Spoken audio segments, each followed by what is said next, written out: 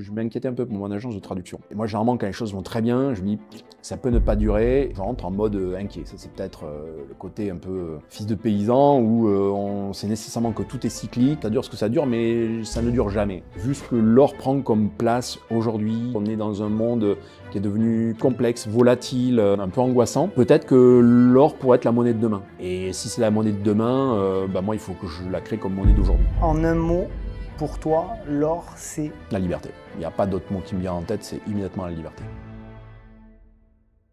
Jean-François, bonjour. Bonjour. Merci d'être parmi nous et d'être là sur la chaîne pour pouvoir répondre à cette petite interview, faire connaissance avec toi. Je vais commencer dans le vif du sujet. Tu es né, sauf erreur de ma part, le 25 janvier 1972. C'est bien ça? Ouais, ça va pas être loin, ouais. D'accord. Tu as donc 53 ans. Ouais. Ouais.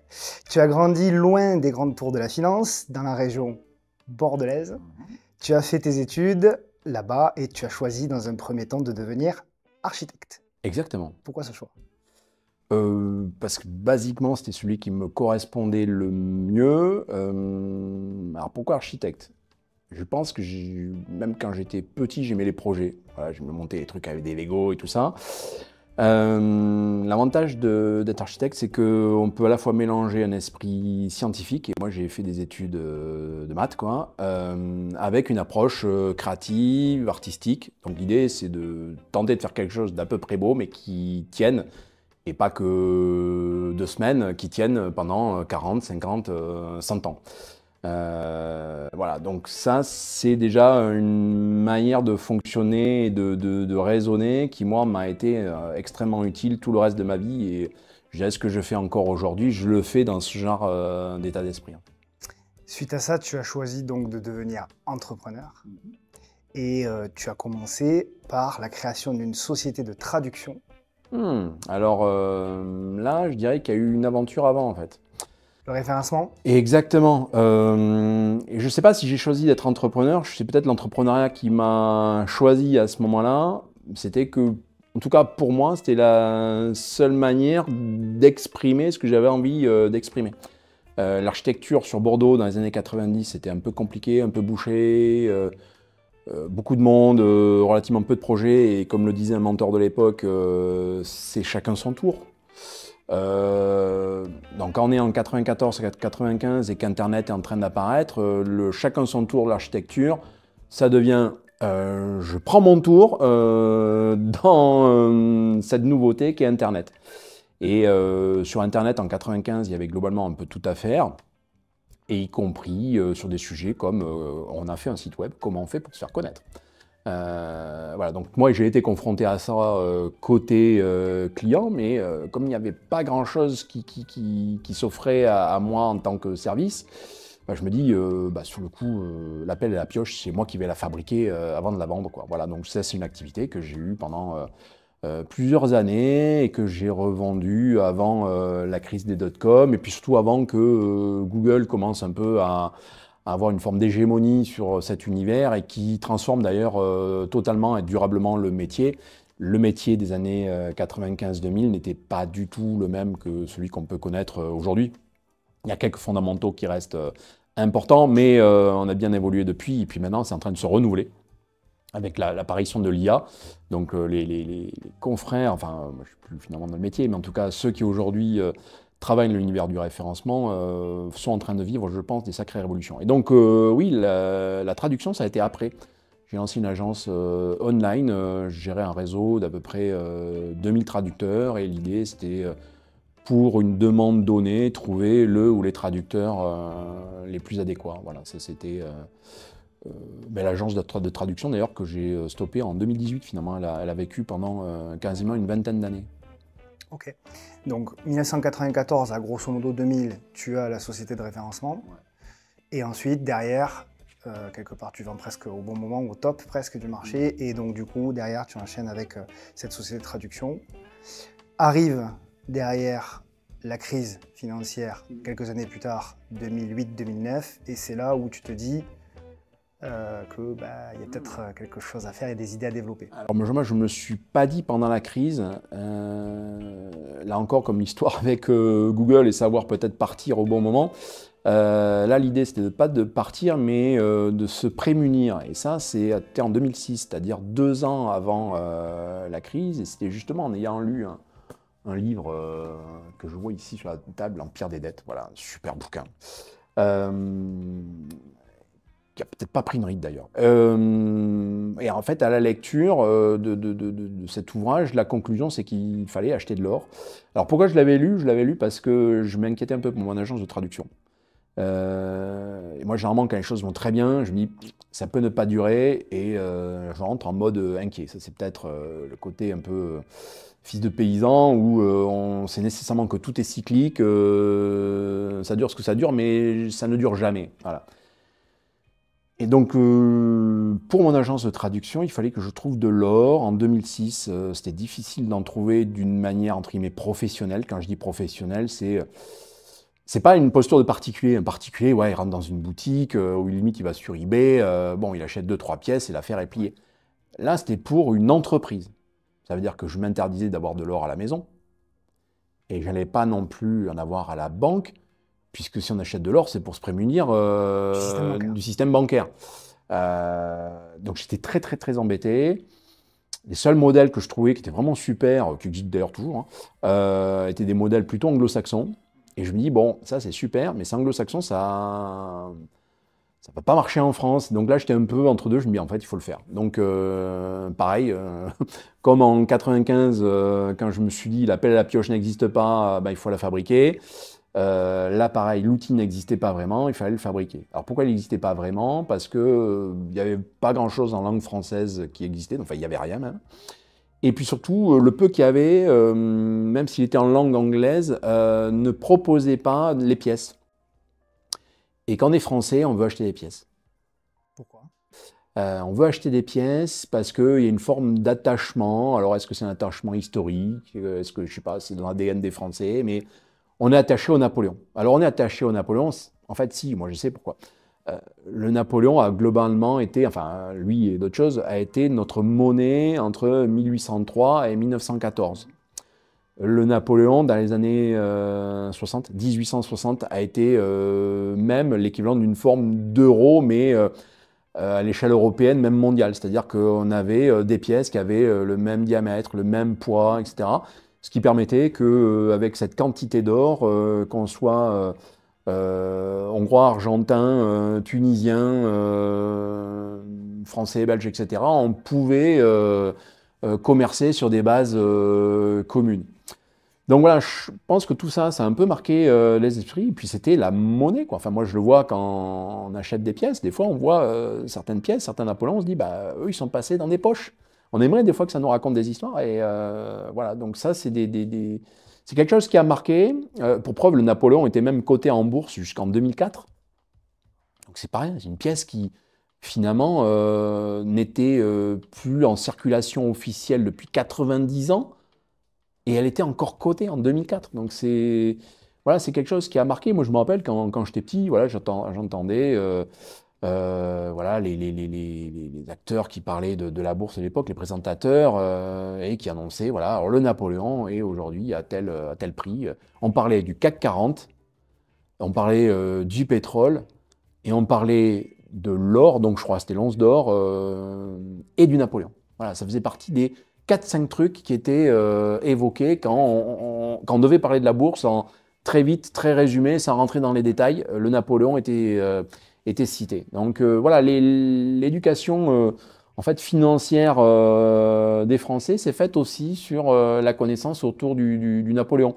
Donc proposer une plateforme où il n'y aurait pas de pièces, ça aurait déjà été un hors-sujet avant même de commencer, en tout cas une mauvaise analyse de la clientèle potentielle.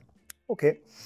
Donc on est en 2009 quand tu décides de créer Au Coffre? Ben, Au Coffre, moi l'idée me vient en 2007. Ok, 2 ans plus tôt, c'est ça? Voilà, 2 ans plus tôt. Et venant du référencement, du digital, donc je sais à peu près comment les choses se montent. Et là, l'idée, c'est de faire ça en forme de fusée à 2 étages. D'abord commencer par du contenu pour à la fois valider l'idée et puis aussi montrer une expertise, capter une audience. Voir si ça intéresse. Voir si ça intéresse. Et si ça intéresse, ben, moi, j'en reste sur les les principes que j'avais en tête à l'époque, c'est que si on a une communauté avec 1000 followers un peu engagés, c'est une communauté de laquelle on peut commencer à vivre. Voilà. Et finalement, donc j'ai lancé le blog L'or et l'argent. Alors sur le coup, la crise est apparue quelques mois après, donc ce qui a été un démultiplicateur. La fameuse communauté de 1000 s'est faite très très vite. Et là, je me suis dit, bon, ben là, maintenant, il faut que je finalise le projet. Je l'avais commencé, mais il n'était pas finalisé parce que je ne voulais pas investir dans quelque chose qui ne soit pas durable. Moi, personnellement, je ne faisais pas un all-in sur ce projet. Moi, j'avais mon agence de traduction qui tournait. Moi, je le voyais comme un projet parmi tant d'autres. Il marche super, il ne marche pas. C'est la vie des boîtes. L'idée, c'est par contre que je sois obligé de vendre de la maison ou d'avoir une dette d'1 million d'euros. Enfin, jamais fonctionné comme ça. Donc, c'est capable de s'autofinancer, c'est très bien. Ce n'est pas capable de s'autofinancer, je fais autre chose. Voilà. Bon, bah là, sur le coup, très vite, j'ai compris que là, il fallait un peu accélérer le mouvement. Avril 2009, le site commercial, donc ocoff.com, est lancé. Voilà, ceux qui voudront voir à quoi il ressemblait à l'époque et rigoler un petit peu, allez sur archive.org, qui sont les archives de l'Internet, et vous verrez à quoi ressemblait la première interface d'ocoff.com. Ça résume bien les trois traits de caractère qui ont été remontés par tes collaborateurs, qui sont fonceurs, créatifs, mais raisonnables et prudents. Ok, ouais, je pense que c'est à peu près ça. Tu vas plus loin, quelques années plus tard, puisque tu adosses alors une carte de paiement. Oui, tout à fait. On était même passé par une autre phase intermédiaire qui était le fait de frapper nos propres pièces, mais ça, c'est un autre sujet. Mais oui, là, l'idée, c'était, OK, l'or dans une logique de thésaurisation, c'est très bien. Donc, on a testé sur Ocoff, ça marche. Moi, j'étais à ce moment en train de découvrir le potentiel autour de cet actif, parce que globalement, il y a des choses, je les ai découvertes en les faisant. Bien sûr.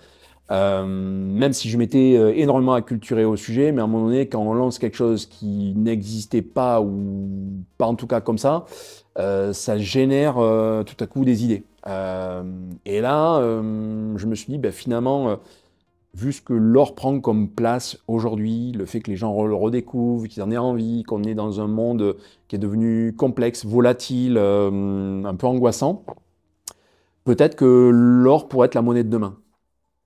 Et si c'est la monnaie de demain, bah moi, il faut que je la crée comme monnaie d'aujourd'hui.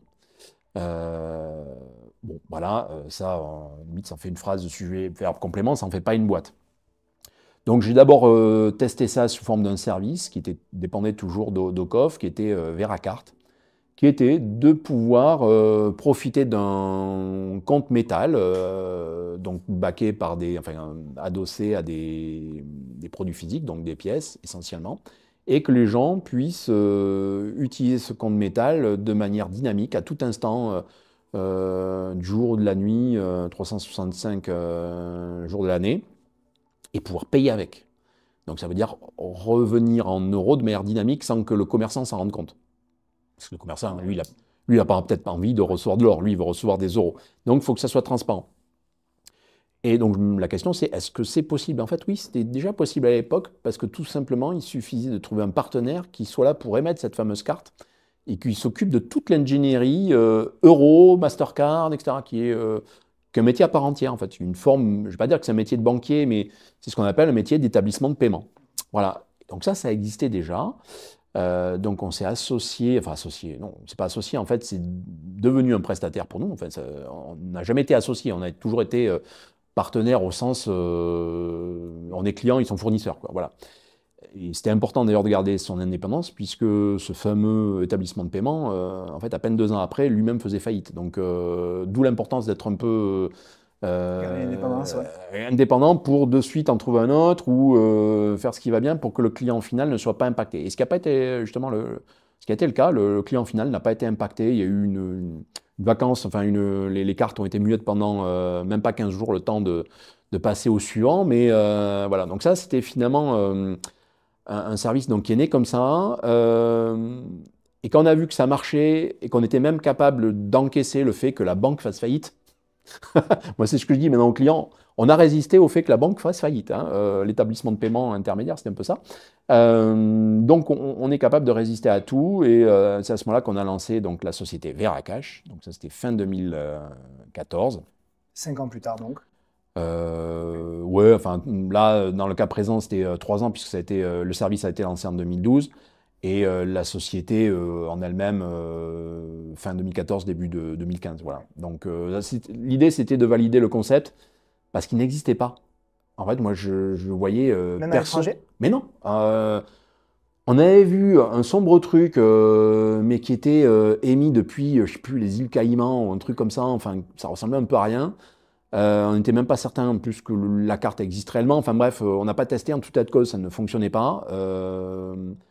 Et donc, quand on l'a lancé, on était les seuls, mais vraiment les seuls. Après, il y a eu d'autres confrères qui sont apparus, certains même sont repartis. Alors, quand je dis repartis, c'est pas qu'ils ont fait faillite, c'est juste qu'ils ont arrêté le service. D'autres l'ont continué, mais pas sur la France, parce qu'ils n'avaient pas le droit d'y exercer. Donc, on a aujourd'hui des confrères dans d'autres pays, plutôt anglo-saxons, voilà, Royaume-Uni, États-Unis, etc. Mais on n'est pas nombreux, hein. En fait, aujourd'hui, à faire strictement ce que l'on fait, on n'est vraiment que 2. Donc il y avait Veracash sur potentiellement tout le territoire européen au sens passeport bancaire du terme, quoi.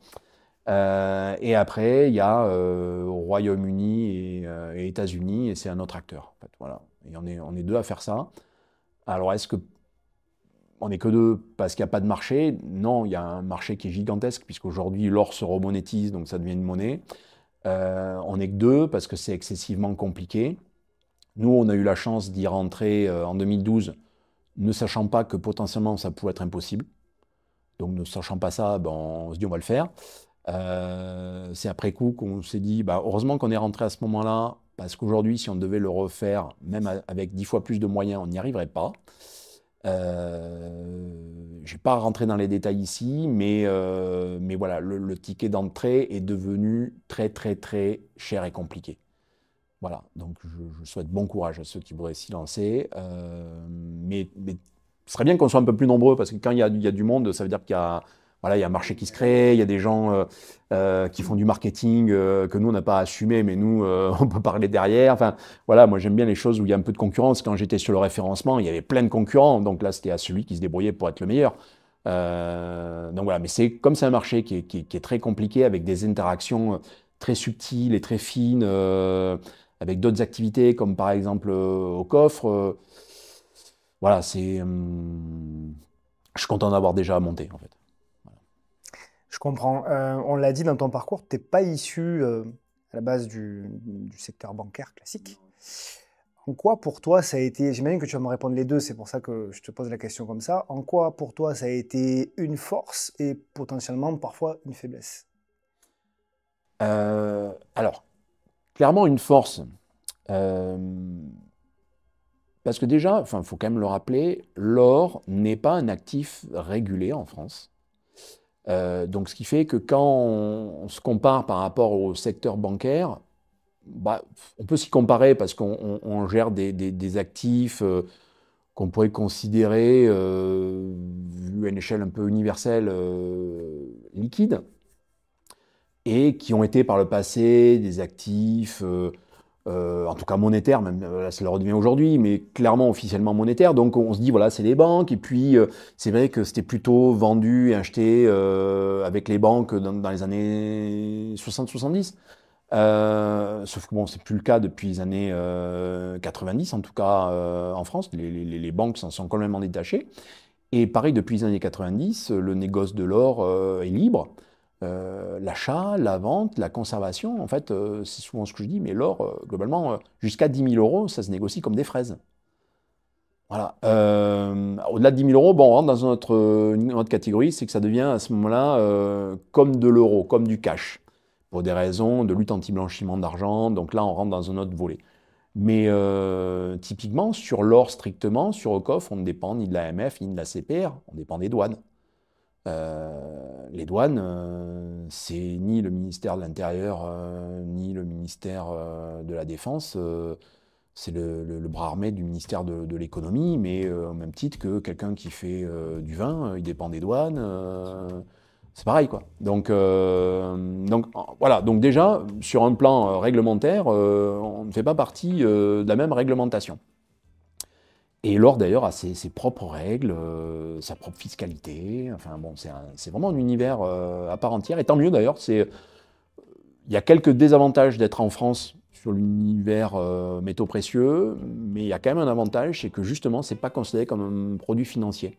Ce qui n'est pas le cas, par exemple, de la Suisse ou du Luxembourg, où ce sont des produits financiers.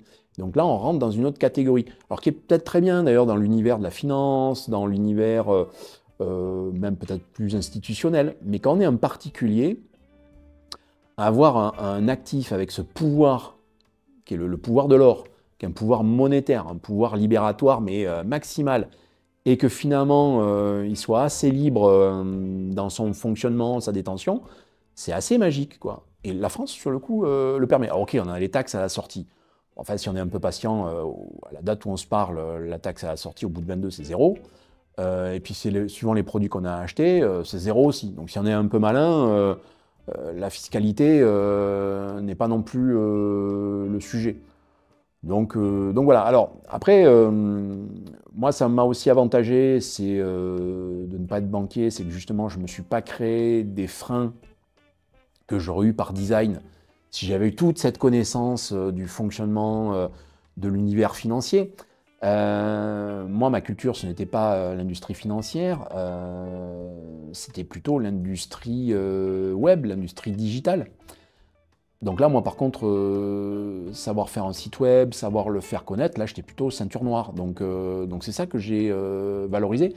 Et donc, quelque part, ça a compensé les incompétences que je pouvais avoir par ailleurs, mais dont personne ne m'a tenu...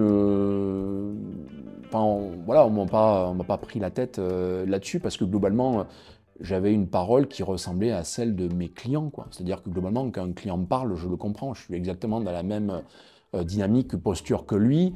Ce qui fait que ce que je lui vends ou ce que je lui achète, je lui vends ou je lui achète comme j'aimerais que moi, on puisse me le vendre ou me l'acheter. Donc je suis de son côté. On sait très bien que des fois, dans le secteur bancaire, on peut vendre des choses dans lesquelles soi-même on ne croit pas parce que tout simplement, on a quelque chose au-dessus qui nous a dit qu'il fallait le vendre et à telle cible. Moi, c'est pas du tout mon cas. Donc ça aussi, c'est encore une force. Donc globalement, sur cette activité stricte, en France, je dirais que les faiblesses, il y en a relativement peu parce que ce que j'avais à comprendre, bah, j'ai eu 15-16 ans pour le comprendre.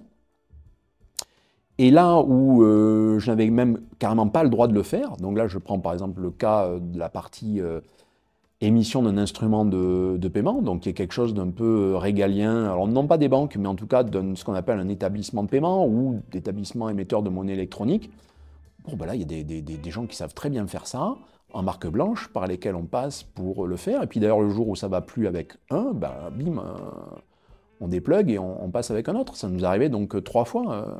Au début, on a travaillé avec Akoba, donc qui avait fait faillite en 2014. De manière transparente, on est passé avec APFS, qui est un acteur anglais, qui ensuite est devenu irlandais. Mais bon, la relation était un peu compliquée dans les derniers temps, parce que, ben voilà, à cause du Brexit, ça avait quand même tout complexifié. Et donc voilà, en 2020-2021, on est passé chez Trésor, qui est un acteur français, qui avait été fondé par un ancien de la BNP, et qui aujourd'hui dépend de la Société Générale. Mais si demain on doit passer chez quelqu'un d'autre, on passe chez quelqu'un d'autre. L'être nous-mêmes, typiquement, moi, j'ai évoqué l'idée plusieurs fois, mais ma conclusion, c'était toujours non. Parce que c'est un métier à part entière, et qui nous contraindrait, et notamment vis-à-vis de nos clients, à faire des choses qui, sur le coup, ne seraient pas concurrentielles par rapport à ce que proposent d'autres confrères. Alors, pas sur les cartes, puisqu'on est les seuls, mais sur le coup, les gens, ils y réfléchiraient à 2 fois de venir chez nous si on était devenu une usine à gaz, quoi.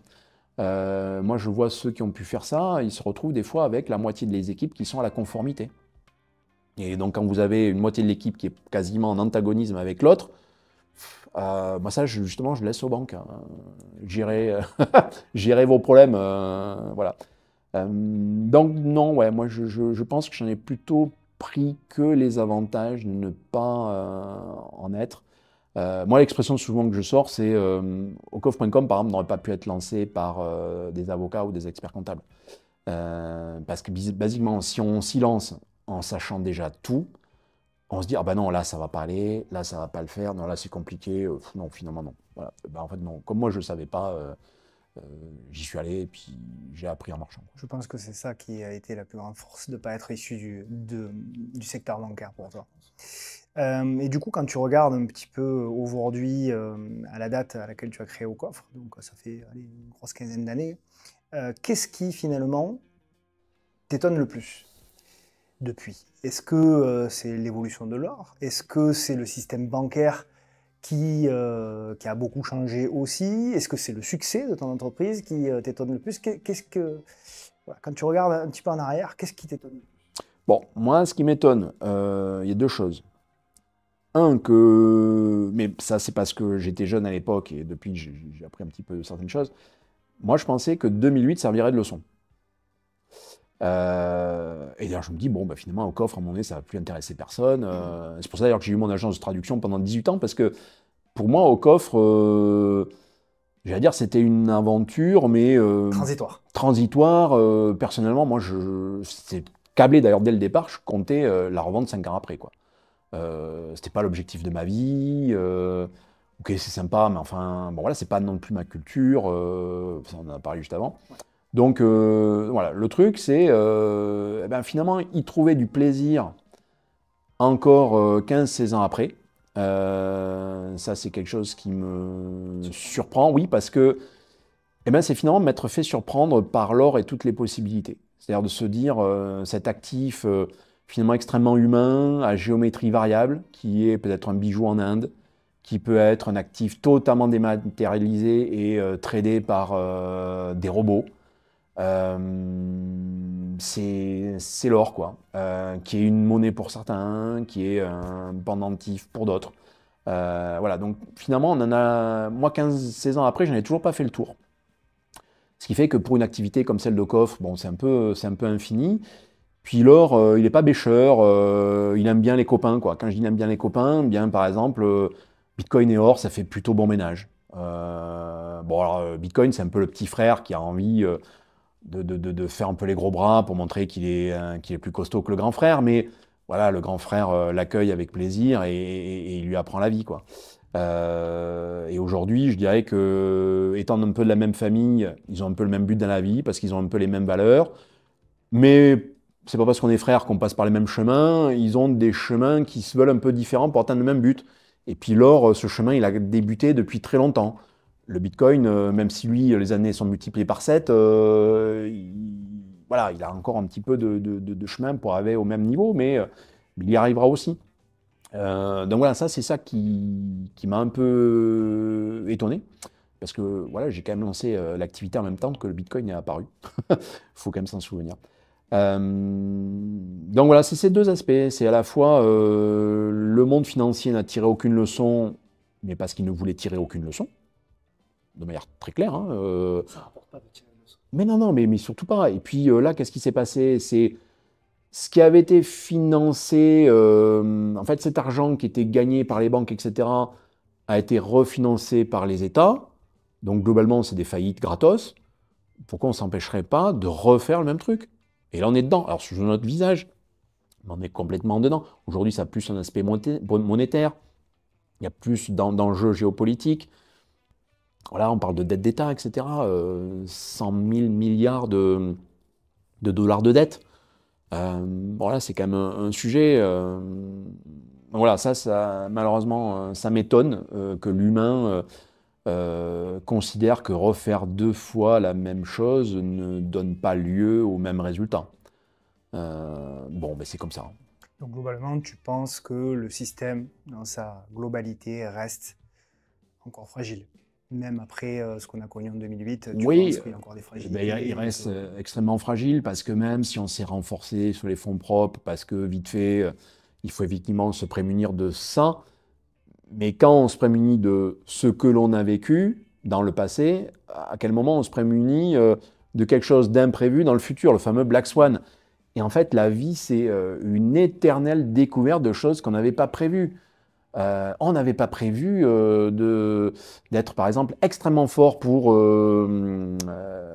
comment dire, distribuer aux Parisiens des douilles quand ils se garent mal, on n'avait pas prévu que par contre, ça serait si facile de voler les bijoux de la couronne. Eh bien, c'est ça en fait. On est dans ce genre de monde. C'est-à-dire que on va voir le tout petit truc, mais on ne voit pas l'énorme poutre arriver. Dans l'univers de la gestion d'entreprise, c'est ce qu'on appelle penny wise et pound foolish, quoi. C'est-à-dire que on va se concentrer sur économiser la clim parce que ça consomme trop, mais on n'a pas vu qu'on avait les fournisseurs qui nous coûtaient 25 milliards tous les ans. On est dans ce genre de monde, c'est-à-dire un monde où c'est très facile d'être aveuglé parce que ça nous arrange intellectuellement, ça nous permet de bien dormir le soir, de bien se réveiller le matin, alors que rien n'est là pour nous permettre d'être serein en fait. Mais voilà. Est-ce que c'est possible aujourd'hui, dans ce cadre-là, de se débancariser totalement? Non, alors se débancariser totalement, ça n'a pas de sens parce que basiquement, on touche des salaires, des retraites, on est dans un monde où on a une monnaie qui s'appelle l'euro, et si on est dans un autre pays, c'est le dollar ou le yen ou ce qu'on veut. Donc voilà, on a quand même cette réalité. Et puis se débancariser, ça ne veut pas dire partir en courant des banques, c'est juste faire le constat qu'aujourd'hui, on est surbancarisé. Et donc on est en danger. Et quand je dis surbancarisé, mais ça prend plein d'aspects. Je donne un exemple. L'Espagne, qui a eu une énorme coupure électrique il y a quelques mois. Eh bien, ces gens qui avaient finalement all-in sur un compte bancaire, une coupure électrique fait qu'ils n'ont plus accès à cet argent. Et donc, se débancariser dans le cas de ces personnes, c'était peut-être avoir des euros sous forme de pièces, avoir des billets de 5 euros, pour tout simplement pouvoir faire des échanges, avoir un rendu de monnaie, etc. Quand il y a eu Chypre, c'était 2013, je crois. Saisie sur compte. Ouais, mais non, mais en fait, le problème du blocage pendant 15 jours du système bancaire, c'est que les gens ne pouvaient plus rendre la monnaie. Ils avaient des billets de 50 euros. Et donc, je ne sais pas si c'est des boulangers à Chypre, mais enfin, imaginons, il y a un boulanger, on présente un billet de 50 euros, rendez-moi la monnaie. Oui, mais sauf qu'il n'est plus alimenté par les banques qui sont fermées, il n'a plus de monnaie. Et donc, comment le problème de Chypre a été réglé? C'est la BCE qui a envoyé des containers entiers de petites pièces. Ça a été le règlement du problème. Puis après, bon, il y a les choses qui sont passées qui fait qu'il y a des comptes qui ont été saisis au-delà de 100 000 euros, etc. Mais on se rend compte que se débancariser, c'est pas que se dire, tiens, ma banque ou mes banques vont faire faillite. Il y a plein de choses qui nous montrent qu'on peut être dans un monde où on est extrêmement vulnérable. Alors souvent, oui, on parle des vulnérabilités des banques parce qu'on en est le créancier. Donc si elle coule, eh bien, étant créancier, ben, elle part avec la créance qu'on avait chez eux. Une assurance vie, c'est pareil. Une assurance vie, c'est de la banque aussi. Et tout ça, quand on fait le cumul, on se dit, bah, tiens, ah ben non, là, ça va, l'immobilier, c'est pas de la banque. Oui, alors, c'est pas de la banque. OK, sauf que c'est pas liquide. Donc il y a voilà, justement une coupure électrique qui fait qu'on ne peut pas payer son café avec une CB. Ça va pas être avec une fraction de son appartement qu'on va le faire. On va pas poser une brique sur le comptoir. Donc voilà, ça veut dire trouver des outils, des actifs qui puissent être résilients dans certaines circonstances, peut-être liquides dans d'autres, voire liquides et résilients dans les deux. Enfin, voilà, c'est un peu ces arbitrages. Il n'y a pas d'actif idéal. Bon, l'or, il coche quand même pas mal de cases. Bitcoin commence à en cocher certaines, sauf que comme ils ont des cycles un petit peu différents, voire même opposés, eh bien, le cycle de l'un est peut-être plus profitable dans certaines circonstances par rapport à l'autre. Là, tout dépend de la crise dans laquelle on est, d'où l'importance peut-être d'avoir les deux. Puis jusqu'ici, même si ça s'est calmé, il a été très volatile. Donc ça peut oui, être tout à fait. éventuellement... Même Ouais. si ça se calme. Hein, Ouais, ça se calme, mais c'est ce que je disais à des collègues l'autre jour. Je lui dis, tiens, regardez le Bitcoin et l'or depuis un an. Quand on les observe, on a l'impression que le Bitcoin est devenu le stablecoin de l'or. Achetez du Bitcoin pour stabiliser votre épargne en or. C'est ce qu'on fait d'ailleurs des membres utilisateurs de Cryptcool, qui est une de mes activités la semaine dernière, quand ils ont vu que l'or était trop élevé. Je les ai vus faire leurs échanges massifs d'or contre du Bitcoin qui était méga baissier. Et en fait, là, ça leur permettait d'acheter du Bitcoin à la casse avec un or sur lequel ils avaient pris pour certains 30-40%. Donc là, ils faisaient un effet de levier, mais maximal. Et là, potentiellement, ils auraient pu faire le schéma inverse hier ou avant-hier. Donc voilà, oui, en fait, pour résumer, on ne peut pas débancariser. Moi, je pense qu'il n'y en a pas à le faire, comment dire, de manière extrême, mais il faut rester raisonnable et la raison nous pousse à ne pas tout avoir à la banque. Exactement. Je ne sais pas si j'ai le droit de donner de conseils, mais souvent ce qu'on dit, c'est avoir sur un compte à vue l'équivalent de 2 salaires, sur un livret d'épargne 2-3 salaires, et ça suffit. Voilà. Après, on a pour certains de l'assurance vie, c'est encore de la banque. Donc voilà, c'est bon. Il faut penser. Solution en France, ouais. Ouais, clairement. Donc il faut un peu penser reste. Et puis il faut des fois se faire plaisir aussi. Ok, du coup, pour revenir justement à l'actif même à l'or, un particulier qui veut acheter de l'or, qui ne connaît pas grand-chose, etc. Tu parlais des pièces, évidemment on passe souvent au lingot. Qu'est-ce que tu conseilles de faire? Tu conseilles de commencer par petit, donc via des pièces. Tu conseilles, comment tu vois les choses pour quelqu'un qui démarre? Bon, moi, je sais pas si je conseille, mais en tout cas, je partage un avis. Et sur notre plateforme, on essaie même de flécher des fois des bonnes pratiques. La problématique du lingot, c'est que quand vous l'achetez, aujourd'hui vous achetez une brique qui coûte et qui vaut plus de 100 000 euros. Donc si vous l'achetez à ce prix-là, quand vous allez la revendre, il est probable que vous la revendiez aussi à ce prix-là. Donc qui en face de vous va acheter ça? Donc ça, c'est la vraie interrogation. Alors ok, le prix, il est proche du cours de l'or, d'accord. Mais quand on est un peu intéressé par l'or, des pièces vendues proches du cours de l'or, il y en a aussi. Ou en tout cas, même si elles ne sont pas proches du cours de l'or, l'idée c'est de les acheter à un prix et de pouvoir les revendre. Alors pas au prix dans le sens, parce que le cours de l'or il fluctue, mais cette survaleur, cette prime comme on l'appelle, c'est-à-dire quand vous achetez par exemple une pièce, il y aurait 100 euros d'or dedans, potentiellement vous pouvez l'acheter 110. Ok, donc vous dites, ouais, mais j'ai payé 10% trop cher, je pourrais avoir un lingot pour quasiment une prime de zéro. Ok, mais cette pièce que vous avez achetée à cours de l'or plus 10, spot plus 10, potentiellement vous pouvez peut-être la revendre aussi, spot plus 10. C'est ça le truc qu'il faut comprendre.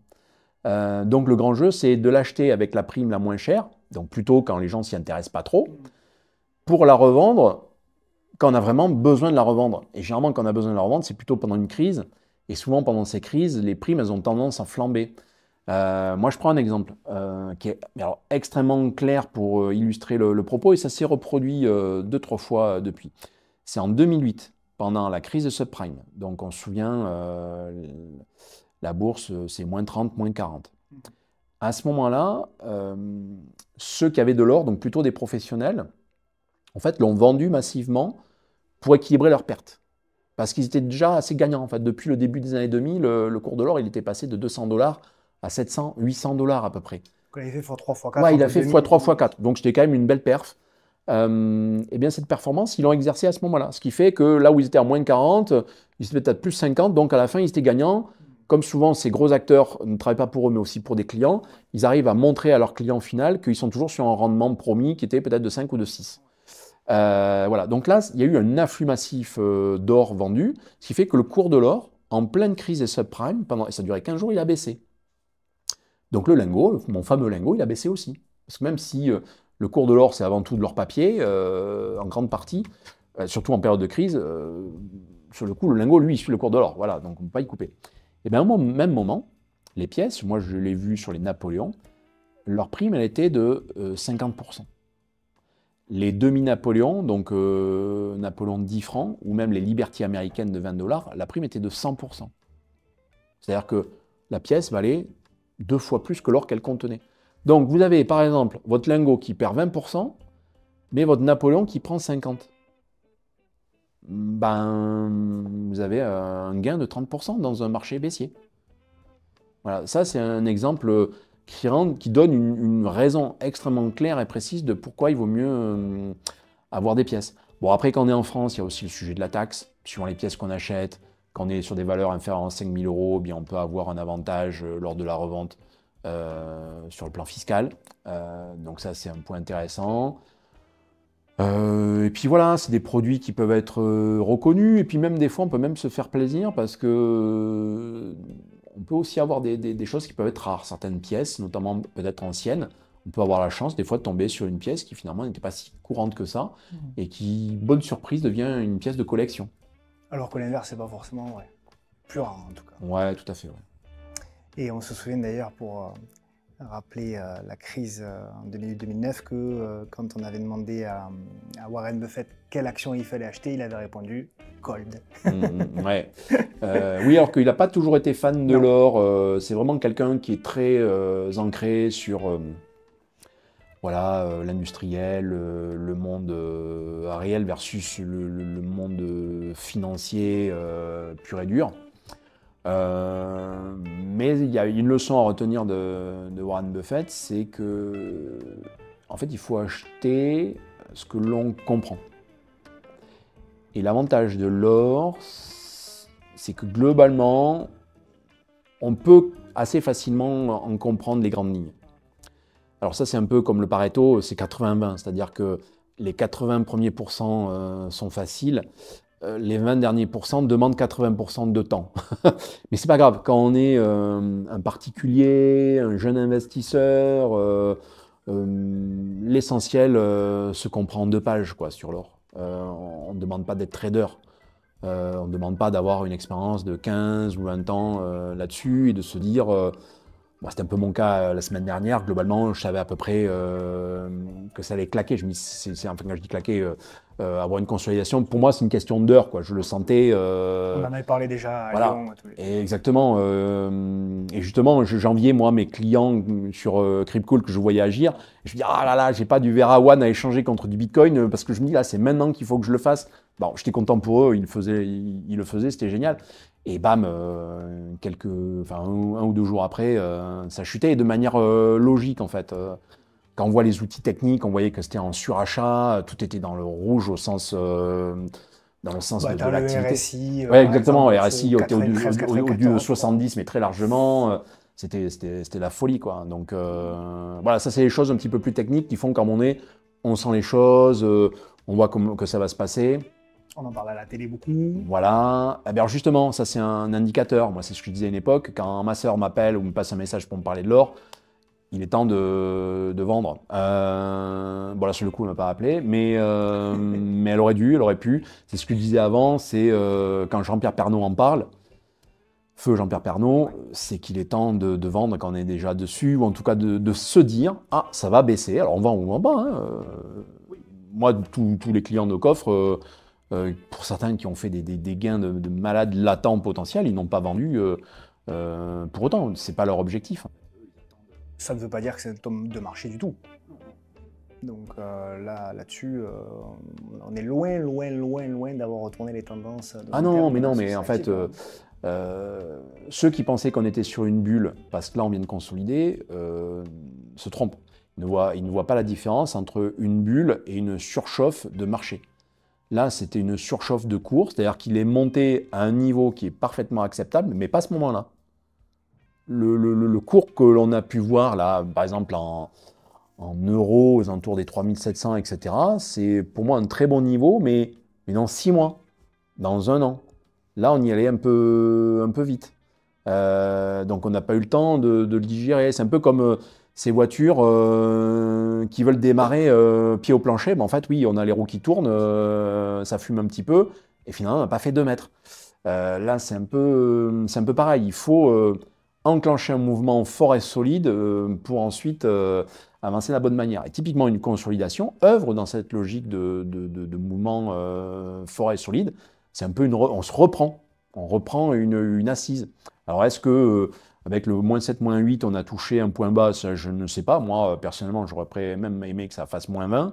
Comme ça, on s'en prenait une bonne. Elle était super solide et on savait qu'on pouvait partir de quelque chose qui ne serait plus après une surprise à la baisse. Donc là, c'est 7-8. Ça peut encore un peu baisser, mais voilà, c'est en tout cas déjà ce qu'on appelle, nous, une zone d'accumulation rationnelle.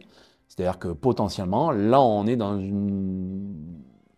un domaine où on pourrait tout à fait en reprendre un petit peu plus qu'on en prend d'habitude. Surtout lorsqu'on voit aussi la configuration du dollar, qui est intéressante, qui a beaucoup baissé et qui, depuis quelques semaines, est en train de consolider sur une zone importante de long terme et qui a même rebondi ces dernières semaines, etc. Donc ça aussi... ça a œuvré. Ça a œuvré. Ça a œuvré. Évidemment, il y avait les taux d'intérêt, mais effectivement, ensuite, ça se traduit par plus ou moins de force sur le dollar, parce que c'est relativement mécanique. Et le cours de l'or, quand il se décorrèle un peu plus de ses fondamentaux du réel, quand je dis les fondamentaux du réel, c'est la réconciliation entre le mineur et l'acheteur particulier qui s'achète des bijoux. Ça, c'est un peu le monde du réel de l'or, puisqu'il y a des époques où c'est 60% de l'activité de l'or, c'est ça. Alors que là, aujourd'hui, on est plutôt 40% sur ça, voulant dire que le reste, c'est du financier, c'est du bancaire, voilà, c'est de l'ETF, c'est de la banque centrale, donc on est sur autre chose. Donc, qui deviennent très sensibles voilà, aux paramètres financiers, notamment monétaires.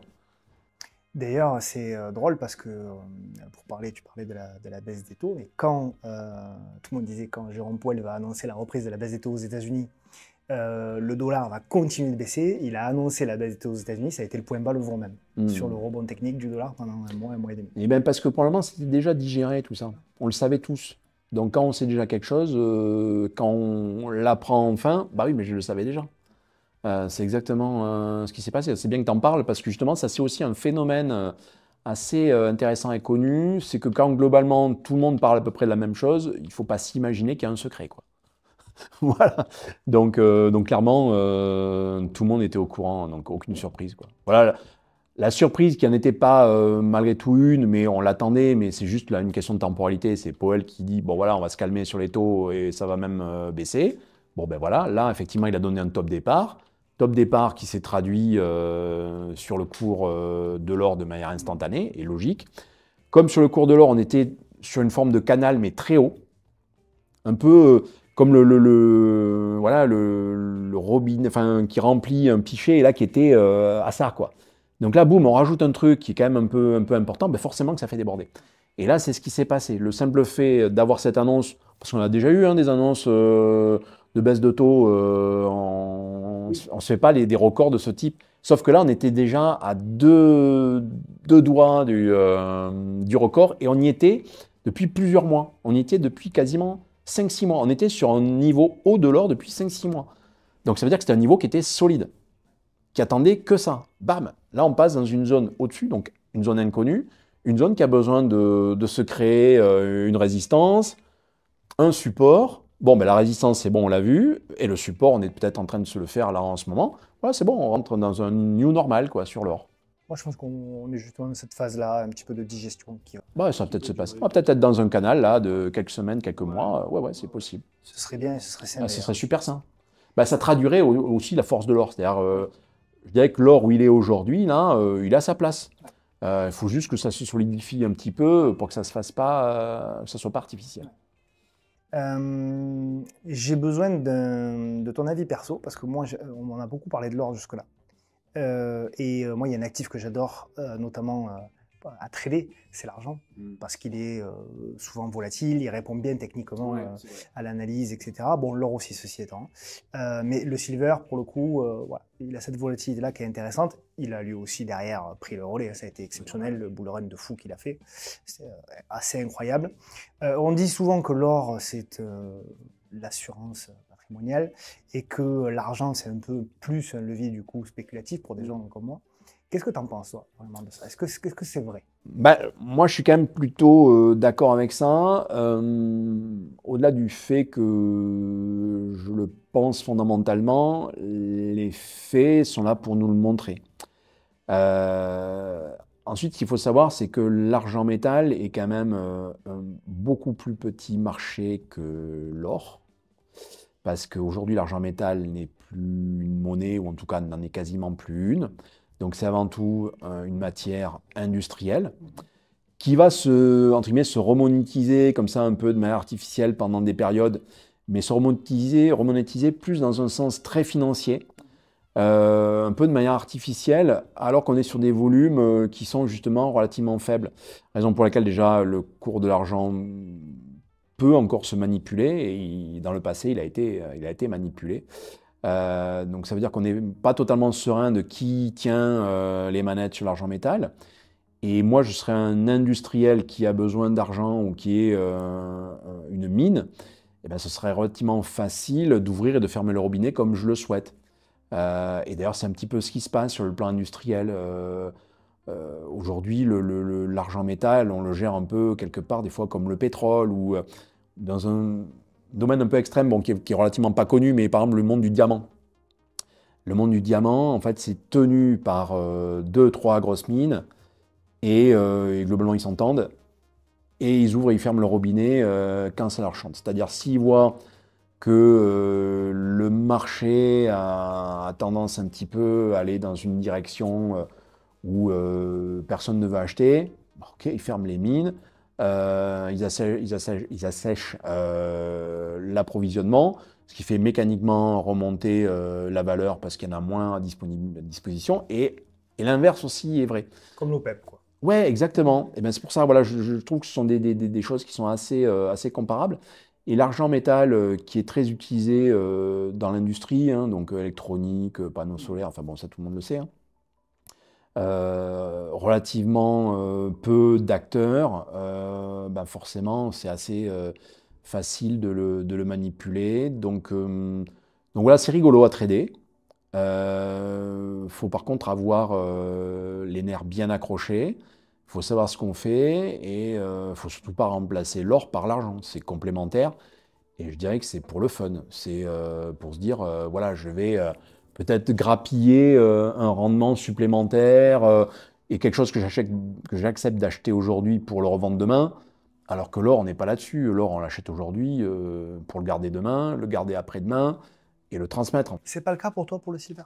Non. Le silver ne rentre pas pour toi dans le cadre d'une diversification très très très long terme? Alors, diversification, oui, mais pour moi, pas de long terme. Ok. Pas de long terme. C'est, pour moi, le silver, c'est de l'opportunité, qui est cool, hein, parce que vraiment, on peut faire des sacrées belles choses. Mais moi, je dirais que d'ailleurs, quelqu'un qui voit l'or et donc le silver partir à la hausse, parce que sur le coup, quand l'or part à la hausse, le silver, il suit en décalé, voilà. Et quand l'or baisse, le silver suit aussi, mais de manière amplifiée. Moi, je pense que finalement, ceux qui hésitaient à prendre leur gain sur l'or, qui ne le prennent pas, et qui profitent du silver pour ça, en fait. C'est-à-dire plutôt que d'agir sur l'or qui, pour moi, doit être absolument gardé, quelle que soit sa valeur, parce qu'on ne sait pas à quoi va ressembler demain, mais j'ai l'impression que ça va être moche. Donc, il vaut mieux garder l'or. Le silver, ça permet voilà, en fait, de répondre un peu à sa dopamine, qui est un peu comme ça, et qui voyait les gains potentiels, etc. Plutôt que de toucher la mauvaise matière qu'il faut absolument préserver, voilà, on s'amuse avec le silver.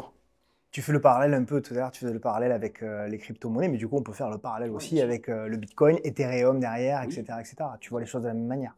Ah, un petit peu pareil, ouais. Pour moi, Bitcoin, c'est un peu l'or des cryptos. Faut en acheter, faut pas le vendre. Bon, je dis ça, et puis moi, pour autant, sur un plan professionnel, parce que sur des sujets purement, comment dire, entrepreneuriaux, à un moment donné, sur un bilan, c'est bien de pouvoir équilibrer entre différents actifs, différentes matières. Moi, étant surexposé sur l'or par design, puisque c'est notre activité, c'est bien d'avoir un actif contre-cyclique qui permette d'en revendre pour équilibrer des pertes, etc. Bon, voilà, ça, c'est... J'arrête l'exemple qui, sur le coup, ne justifie pas pour moi une règle, qui globalement que le Bitcoin, il faut en acheter, mais pas en vendre. Parce qu'on est exactement sur la même logique que l'or. Alors que l'Ethereum, c'est une crypto industrielle, quoi. Voilà, elle est là comme outil d'infrastructure. Et puis Ethereum, on n'est pas du tout sur les mêmes règles, on est sur quelque chose où il s'en crée entre guillemets à la demande, où il y a une gouvernance. Globalement, si quelqu'un voulait abattre l'Ethereum, ben, globalement, on abat la fondation qui le gère. On peut même mettre une tête. Voilà, il y a un fondateur. Bitcoin, c'est magique, ça a été créé par un gars ou un groupe de personnes, et ils ne sont plus là. Donc ça, c'est génial, c'est un produit magique. Donc, Il y a une histoire là aussi, il y a des points communs avec l'or. ouais, tout à fait. Il y a clairement des points communs. Il faut juste savoir arrêter les comparaisons au bon moment. Mais oui, les points de comparaison sur les aspects positifs sont très, très nombreux. Et moi, je pense de plus en plus qu'on aura dans le futur une forme de bimétallisme Bitcoin-or. Parce que basiquement, l'or, aujourd'hui, il est là, quoi. Enfin, il n'y a pas de sujet. C'est la deuxième devise au monde, si c'était une devise. En matière de transactions, en matière de volume, enfin on prend dans tous les sens, c'est le deuxième actif monétaire au monde après le dollar. Voilà, l'euro est troisième. Et puis on a le Bitcoin qui est là, qui émerge, qui trouve sa place, voilà, qui est reconnu dans certains pays. Voilà, c'est une monnaie ou une quasi-monnaie. Alors ça marche bien ou ça marche pas bien, mais en fait les choses sont là. Après, ce qu'il faut, c'est qu'il trouve les outils qui lui permettent de devenir pleinement une monnaie. Aujourd'hui, le Bitcoin n'est pas envisageable comme monnaie, entre guillemets, de manière native, dans le sens où les transactions sont lentes et malgré tout, elles ont un coût. Mais c'est pour ça qu'on a inventé ce qu'on appelle les Layer 2. Les Layer 2, donc c'est une surcouche qui est rajoutée là-dessus, qui rend tout ça instantané et potentiellement gratuit dans les transactions si le modèle économique est ailleurs. Un peu comme moi avec Veracash, par exemple. Veracash, c'est le Layer 2 de l'or. C'est sûr qu'un lingot dans une banque, il peut difficilement bouger. Ça, c'est souvent ce qu'on oppose d'ailleurs, Bitcoin et or. Ah, Bitcoin, c'est instantané, c'est gratuit, voilà, machin, l'or. Non, Bitcoin, c'est pas instantané, c'est pas gratuit. Voilà, c'est la première couche. Et l'or, ok, ouais, c'est pas instantané, c'est pas gratuit, c'est la première couche. La deuxième couche, elle est instantanée, elle est gratuite. Veracash, on veut utiliser sa carte Mastercard, c'est instantané, c'est gratuit. On va envoyer du Veracash à X ou Y, c'est instantané, c'est gratuit. Il n'y a pas de sujet, quoi. Enfin, la messe est dite. L'or et le Bitcoin sont aujourd'hui potentiellement avec des modèles de fonctionnement aussi liquides, aussi adaptés les uns que les uns les autres. Et ils ont aussi potentiellement les mêmes freins sous-jacents. Mais voilà, ça, il faut savoir passer outre. Il y a plein d'acteurs qui arrivent là-dessus. Il faut juste trouver les bons. Mais ça, pareil, on va rentrer dans des périodes où ça va se stabiliser. Les gros vont racheter les petits, ça va se concentrer, quoi, comme partout, quoi. Oui, il y a beaucoup d'arguments du passé contre l'or, entre guillemets, qui sont plus valables aujourd'hui, qui sont plus Non, recevés. mais comment dire? Alors moi, c'est ce que j'appelle le complexe d'Oedipe. Non pas du Bitcoin, parce que le Bitcoin, lui, il est neutre, il n'a pas de complexe. C'est le complexe d'Oedipe d'acteurs du Bitcoin qui voudraient que le Bitcoin existe à tout prix, là où aujourd'hui, il n'est pas encore capable d'occuper sa place. Moi, je veux bien qu'il y ait un petit jeune qui monte des muscles pour dire tiens, je vais te remplacer, machin, cela. Je dis bah super, vas-y, fais tes pommes, hein, ok. Et puis, ah ouais, mais comme ça, tu sais pas faire, ça non plus. Bon, bah écoute, va continuer d'apprendre et puis tu reviens quand tu sais faire. Voilà, sur le Bitcoin, moi, je vois parfaitement ses capacités, son potentiel, mais il y a encore des choses sur lesquelles il doit un peu encore s'expérimenter ou comment dire, l'intendance ne suit pas encore tout à fait. C'est-à-dire qu'il y a des acteurs, soit très gros, mais qui font un petit peu peur, des petits acteurs qui aujourd'hui peuvent être très intéressants à observer, mais qui justement doivent gagner en lettres de noblesse, qui peut-être ont aussi un modèle de gouvernance. Parce que sur Bitcoin, moi je dirais qu'aujourd'hui, on rentre dans une vraie problématique, une seule problématique, c'est pas une problématique technique, c'est une problématique de gouvernance. Et moi, j'aimerais pas que le Bitcoin, par immaturité, repasse par ce par quoi l'or est évidemment passé en 5000 ans. C'est-à-dire toutes ces étapes-là où eh bien, il y a des enchaînements de faillites, il y a des enchaînements de entre guillemets, massacres, parce que globalement, on n'a pas su avoir la sagesse de faire les choses bien dès le départ. Et pour moi, ça doit passer déjà par de la gouvernance, c'est-à-dire ces structures, comment elles sont montées, comment elles sont organisées, qui en est à la tête. Si c'est pas aujourd'hui, en 2025, encore avoir des structures où vous vous rendez compte que c'est le dirigeant qui a l'accès à la clé privée, qui garde des dizaines de milliards de tout le monde, bon, laisse tomber, quoi. Enfin, je dis pas pour autant qu'il faut aller vers le multisig, puisque Bybit nous a appris récemment que même le multisig, c'était pas la bonne solution. Donc ça veut dire que tous ceux qui aujourd'hui ont plein d'idées préconçues, de dire ah oui mais la solution c'est ça. Alors moi j'adore les gens qui ont des idées mais vraiment arrêtées là, que je qualifie de trolls à ciel ouvert. Mais les gars, arrêtez. Enfin, la réalité va vous montrer demain que ce que vous mettiez en avant est faux, quoi. C'est comme ceux qui disaient que, mais non, le Louvre est sécurisé. Ouais, super. On arrive avec un pied de biche, un tournevis et on rentre. Mais là, c'est pareil. Aujourd'hui, il y a encore des infrastructures où on peut rentrer avec un pied de biche et un tournevis. Nous, c'est des choses que l'on voit tous les jours parce que c'est notre rôle. Nous, la sécurité, c'est notre métier quand même depuis 15-16 ans, quoi. Et pas que la sécurité physique, hein. Ouais, ok, on sait garder un lingot. Nous aussi, c'est la sécurité cyber. Et derrière la sécurité cyber, mais il y a aussi la gouvernance. Comment on s'organise, comment on se structure. Moi, je le dis déjà à quelqu'un qui voudrait m'enlever, me couper des doigts des mains, il peut le faire. Il n'aura que mes doigts, mes mains, il n'aura pas les bitcoins des clients parce que c'est techniquement impossible. Tel qu'on s'est organisé, je ne connais pas les clés privées de nos wallets, je n'y ai pas accès à moi seul. Donc voilà, c'est un modèle d'organisation qui fait que à plusieurs, dans certaines circonstances, d'une certaine manière, il peut même y en avoir un ou deux qui passent, le problème est réglé malgré tout. Enfin, voilà, c'est une organisation. Ça prend du temps. Ça prend du temps parce qu'on sait dès le départ que c'est ça le risque et le danger. Il faut commencer de ça, en fait. Ok, Jean-François, pour terminer cette émission, j'ai quelques questions rapides et réponses rapides. Pour toi, si tu devais choisir un seul métal ou actif autre que l'or pour traverser une crise, lequel ce serait? Ah, Un seul. un seul métal. Ouais, bon, ben là, sur le coup, ça va être l'argent métal. Ah, quand même. Oui, si, quand même. Ben, oui, parce que ben là, sur le coup, on part du principe que l'or, Oui. tu as décidé de me couper une jambe, Voilà, c'est ça. donc il faut que j'apprenne à être fort sur celle qui me reste.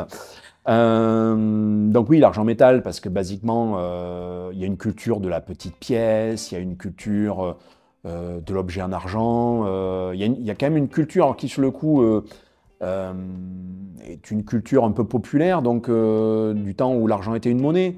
On se souvient d'avoir eu des parents ou des grands-parents qui nous offraient des pièces de 10 francs en argent ou de 5 francs ou de 50 francs en argent. Donc ça, c'est des choses qu'on a pu connaître. Aujourd'hui, qu'on connaît moins, mais tout à coup, on se rendrait compte qu'elles seraient faciles à réapparaîtraient.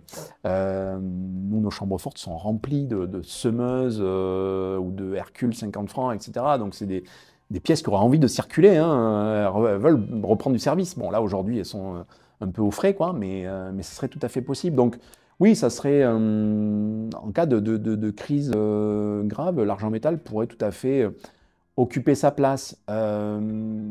Mais ça n'enlève pas tout ce que j'ai pu dire avant sur l'argent métal. Bien sûr. En parlant de pièces, quelle est la pièce la plus emblématique à posséder?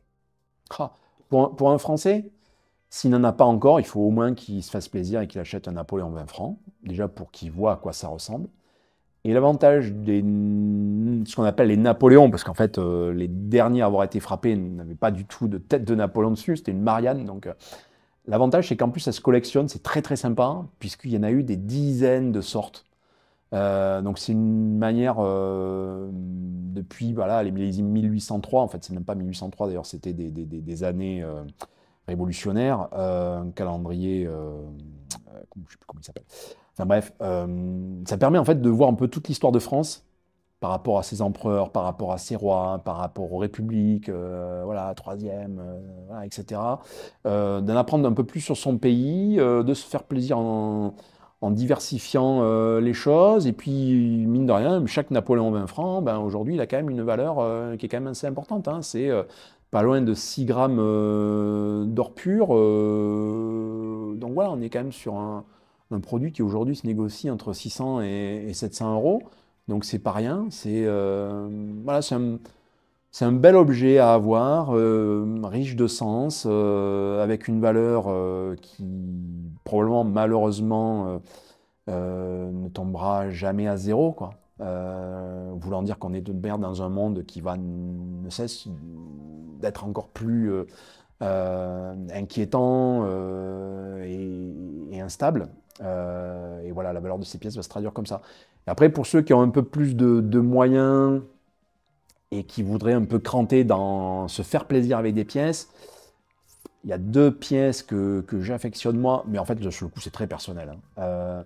C'est la Basor 100 francs, qui est une pièce millésimée 1936. Et en fait, c'est une pièce qui, elle aussi, raconte quelque chose, qui raconte une période où le franc n'arrivait plus à se stabiliser. On a pensé réintroduire l'or, et le franc était tellement instable qu'on n'a même pas eu le temps de réintroduire l'or, puisque déjà les 100 francs avaient été supplantés par la valeur de l'or. C'est-à-dire que le franc s'était dévalué, et donc on allait lancer des pièces qui mécaniquement allaient de suite finir dans d'autres pays ou chez des fondeurs, etc. Donc elles ont été reprises par la Banque de France avant même d'avoir été mises en circulation. Et donc il en circule quand même quelques-unes, parce qu'il y en a quelques-unes qui ont été, qui sont sorties comme ça. Relativement peu, 2000, 2500 qui doivent rester en circulation. Donc c'est une très belle pièce, très jolie, alors qui a à peu près le même diamètre qu'un Napoléon, qui a un design un peu années 20, qui est très, très belle à observer et qui se négocie quand même entre 2000 et 3000 euros pour quelque chose qui pèse à peu près le même poids qu'un Napoléon. Il y a ça, et pour revenir du côté de Napoléon, c'est le Napoléon 100 francs. Donc là, pareil, c'est une pièce qui pèse 5 fois plus que le Napoléon 20 francs par design, puisque c'est un 100 francs. Et là, c'est une très belle pièce. Alors pour ceux qui ont 50 ans, qui commencent à avoir la vue qui baisse, l'avantage, c'est qu'on voit tout. On voit tous les détails. Tout est beau, tout est bien fait. Cette pièce, c'est pas une pièce, c'est une sculpture, quoi. Donc voilà, Napoléon 100 francs, il y en a différentes sortes. Pareil, on peut se faire plaisir sur les choses qui restent encore abordables, pas trop loin du cours de l'or, et puis certaines qui sont déjà devenues des belles pièces de collection, parce qu'à force, pour certaines, d'avoir été fondues, aussi des fois par méconnaissance. Ça, c'est le problème d'ailleurs, c'est que beaucoup de boutiques envoient à la fonte des choses ne les connaissant pas, mais c'est de l'or, donc boum, elles font fondre. Et donc il y a comme ça plein de pièces qui à la base étaient rares, le sont encore plus parce qu'elles ont été fondues. Donc ceux qui ont un peu de flair par rapport à ça, acheter des livres comme par exemple Le Franc. Le Franc, c'est un magnifique livre de numismate édité par CGB, une belle boîte de numismatique, et qui va vous donner un petit peu toutes les clés pour comprendre justement cette monnaie et spécifiquement les monnaies en or. C'était justement ma question. Un livre à recommander à un jeune investisseur qui va Oui, se lancer. alors pour le jeune investisseur, dans ce cas-là, je vais dire 2 livres. Okay. Il faut, avant de se lancer bille en tête, il faut d'abord savoir ce qu'on achète. Et moi, je dirais que tant qu'à faire de prendre en main quelque chose qui a une odeur, qu'on peut trouver même pour 2 ou 3 euros comme ça d'occasion, c'est l'histoire de l'or de Cédillo. Cédillo, il a écrit un superbe ouvrage dans les années 70, qui par design est toujours d'actualité puisque c'est un livre d'histoire. Bon, il ne va pas raconter l'histoire de l'or entre les années 70 et 2025, mais limite l'histoire de l'or, on la connaît depuis. L'or, il a été démonétisé en 1971, et donc il est rentré dans la clandestinité. Voilà. Et aujourd'hui, il va peut-être revenir à une forme de monnaie, mais derrière à 50 ans. Voilà. Donc là, je viens de faire en 3 phrases l'histoire des 50 dernières années. Donc tout ce qui s'est passé avant, là par contre, il faut lire Cédillo. Et l'avantage de Cédillo, c'est que c'est très lisible, et on ne peut pas parler de l'or sans parler de la monnaie. Et donc Cédillo parle évidemment de l'or, mais il est obligé de parler de ce qu'est la monnaie, ce qu'est une monnaie, qu'est-ce qu'on attend d'une monnaie. Et là, quand on va lire Cédillo, on va se dire, bon, c'est pas ma monnaie ça, j'ai pas ça aujourd'hui moi. Et donc ça donne une culture aussi sur une forme d'exigence de ce que devrait être la monnaie d'aujourd'hui. Voilà. Donc c'est un livre qui est un petit peu ancien, qui se trouve relativement facilement, et qui est intéressant de lire pour se créer une culture. En tout cas, moi je sais que dans tous les livres que j'ai lus entre la période 2006 et 2009 pour lancer Activité au coffre, et j'en ai eu vraiment des paquets, c'est celui qui surpasse tous les autres et de très loin, parce qu'il donne une vraie hauteur de vue. Voilà, donc c'est un livre des années 70. Il faut redécouvrir les vieux livres. Et puis ouais, le fameux le franc. Donc quand on a, pareil, franchi le cap de comprendre un peu ce qu'est l'or, d'où ça vient et vers où ça peut aller, et bien justement pour apprendre à reconnaître une vraie pièce, y prendre plaisir, savoir quelles sont celles qui sont rares, celles qui ne le sont pas. Le franc, ça peut aider, voilà, pour ceux qui s'intéresseraient à ça. Ok. Dernière question, une phrase à compléter. En un mot, pour toi, l'or, c'est... La liberté. Magnifique. Merci Jean-François. Voilà. n'y a pas d'autre mot qui me vient en tête, c'est immédiatement la liberté. Et c'est pour ça que j'y suis venu. Merci Jean-François, ce fut un immense plaisir de t'avoir. Plaisir partagé, merci. À bientôt. À bientôt.